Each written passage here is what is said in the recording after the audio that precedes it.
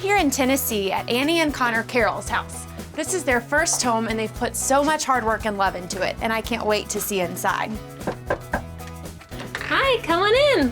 Thanks so much for having me. Welcome. So we're here in Nashville, Music City, and I feel like it's only right that your little entryway is also your music room. So what's the story there? Music is such a great thing to bring people together, so we thought right when you walk in, you see music, and either I'm playing piano or we're usually playing some kind of music. And I think it's a great introduction to who we are too, right when you come in our house. So do y'all have a house soundtrack right now? What's the sound y'all are loving? We've been listening to a lot of Casey Musgraves, her Golden Hour. Ah, the best. Yes, she's the Dolly Parton of our generation, I'm convinced. So let's go see the kitchen. Okay. Okay, so I've seen the befores, and this looks nothing like them. It's amazing in here. So what was the first thing y'all got rid of? So when we walked into the house the first time, it was just knotty pine covering like every room. Like Mountain Weekend all the time. Yeah, and it was probably only about a month of living here before we were like, let's get rid of all of this. Over the course of about 3 years is when we finally were done with everything. Let's talk about the fun parts of the kitchen. So this island is pretty special. Yeah, there's a local woodworker who runs a shop called Holler Design. I told him I wanted like a section of it to be able to prepare food on. This is everybody's like favorite thing when they come into the house. And without it, it just kind of feels almost a little empty. Almost a little too big without it. So this kind of helps break up the space a little bit too, which I like. So one of the things I love most about y'all's kitchen is that it feels so cozy, and you've got these 3 distinct areas, and I have not been able to take my eyes off the bar since we walked in. So let's go take a peek at that. So what was the story here? Because it's this great little nook. Well, it was originally Connor's idea. We decided to build this in because we wanted to build the fridge in, and we closed up that wall so that the office could have another closet. We added the fun wallpaper to the back.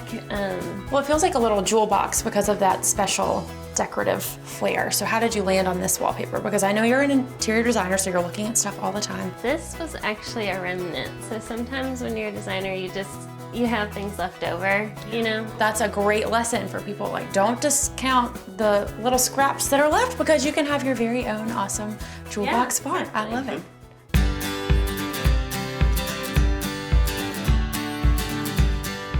This is our living room. Oh my gosh, so this looks totally different from the befores too, but you've still got all the wood paneling. So how did you pull off such a major facelift without actually ripping out all of the wood paneling? We liked that this room had that moody, like dark, cozy feel, but the wood was a bit much because the wood color was on the ceiling as well, so it was like every surface was wood. So I think the paint just really like makes it softer, and keeping the rich color makes it still feel really cozy. So what have you learned from watching Annie decorate y'all's home?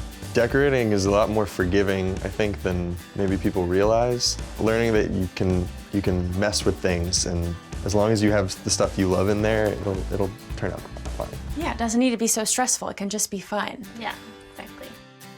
So this is the most welcoming, cheery guest room of all time. How do you make people, beyond just like the fun, sunny colors, how do you make people feel welcome in your home? I think we try to make this room just feel like as pulled together as the master. And I mean, if they're gonna have to share a bathroom with us during their stay, we might as well make the room nice. So my mom gave us this blanket actually, and these shams are a wedding present from Schoolhouse Electric. So we had the art that had the same colors, and then, you know, in order to fill up the wall and make the gallery nice and big, we added the mirrors, so. And it all just works. It's the coziest mix. I will happily be staying here tonight. Thank you so much for the invitation. So bathrooms are not always the main talking point of a house, but y'all did a lot of work to transform this one. Tell me a little bit about what that process was like. When we moved in, the tile was pink and black. There was horrible floral wallpaper. I knew we needed something a little bit bigger, so we expanded about 10 inches into the office next door. And then I found a contractor. I did the majority of it myself. He did the flooring, and then his team came in and probably fixed a bunch of stuff that I did wrong. Well, it was so worth the work. It looks amazing. So now we're in the master. What were some things that were super important to you in creating this space?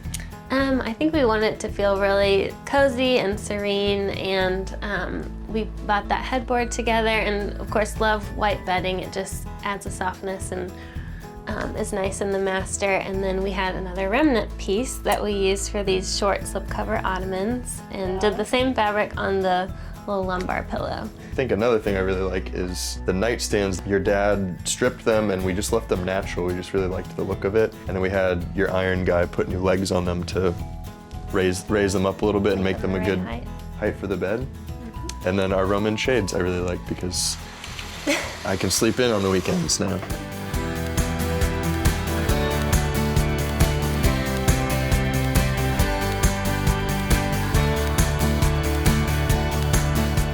Thanks for stopping by.